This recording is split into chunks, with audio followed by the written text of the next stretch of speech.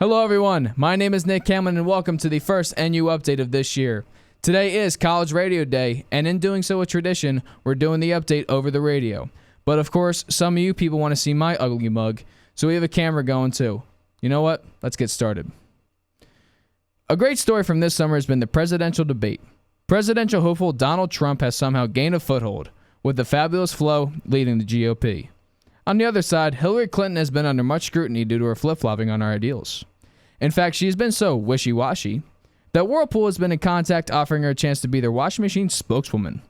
Other candidates include Bernie Sanders, Jeb Bush, Marco Rubio, Mickey Mouse, and surprisingly, enough people are voting for D's nuts that it's a possibility they may make an impact. Yep, D's nuts. Got him! In case you didn't hear about it, this past week, NASA discovered that there is actually water on Mars. Now, it's not a flowing river, but there are water particles on the big red planet.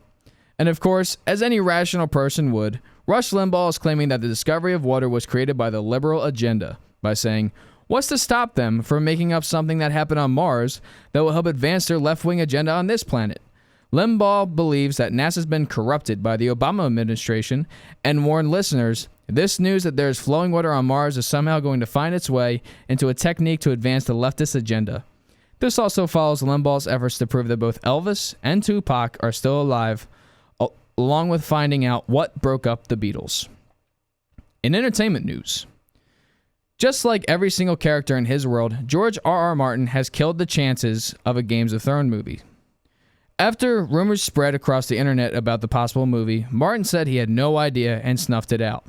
So for now, a Game of Thrones movie idea is dead. Or is it, Jon Snow? In case you didn't know or don't care like me, the Video Music Awards were on August 30th and featured this thing, Miley Cyrus, as host. Winners included Taylor Swift and Nicki Minaj. And although they did not give much press to the losers, I think we can all agree the real losers of the award show was Mankind and Sanity. Also, Kanye West, after using the word bro 17,000 times, the man who calls himself Yeezus announced during his 13-minute random thought ramble that he'll be running for president in 2020. Some of the things that he has promised has been that his new clothing line will be required by all to wear, including this $880 hole-ridden shirt, and that everybody, by law, must follow Kim K on Instagram and like all her pictures. Yeezus Yeist, please help us. Moving on to sports. The Philadelphia Phillies have dismissed general manager Ruben Amaro Jr. Now, many fans will be happy to see Mr. go back on his word, leave Philadelphia, but we should not forget what he did for us. Getting us to the World Series. A whole lot of National League East championships. Trading for Cliff Lee, then trading away Cliff Lee, and then re-signing Cliff Lee. Trading for Hunter Pence, trading away Hunter Pence.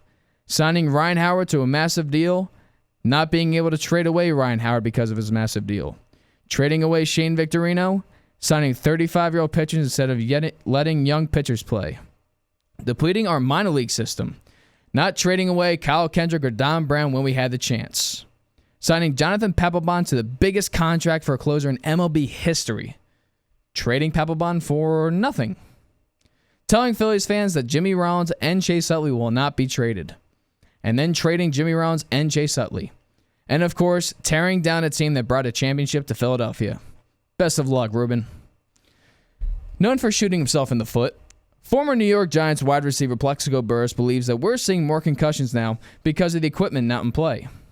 These guys that are making hits are so big and so fast, Burress said in response to a question about the prevalence of concussions. It really wasn't happening that much when I was playing. I think it has something to do with these new helmets that they're using. You can't convince me that a lighter helmet is better. When asked what could be done about keeping health in check, Burress offered a $50 million pay raise to all wide receivers, no defense, and that instead of tackling, the players will now be wearing flags around their waists. In a new segment we're doing called Video of the Week, concert pianist and YouTuber Sarah Davis Buckner played the New York Mets theme song on the piano, and it has gained some attention. Check it out.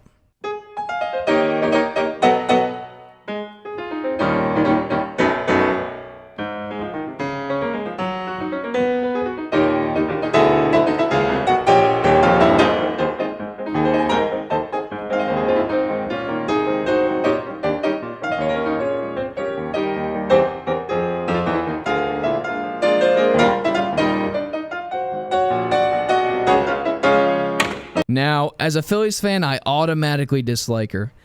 But credit is due, it's very impressive. In fact, it has been announced that she'll be signed to a $159 million contract by the Yankees 2 years from now. Time for some local stuff.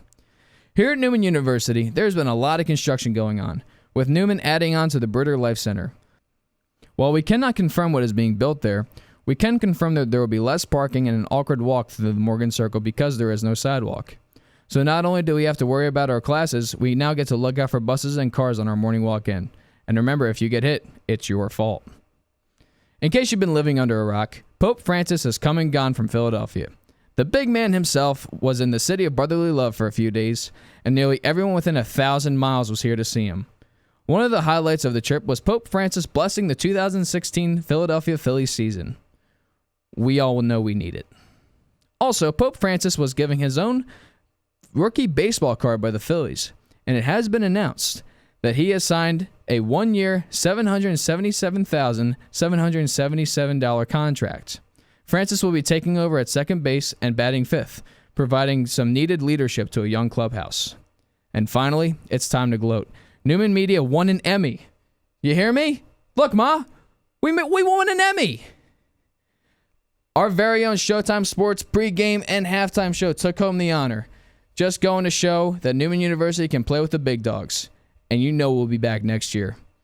That's it for this week's NU Update. We'll be back next week with even stupider stories and worse jokes. We'll see you next week.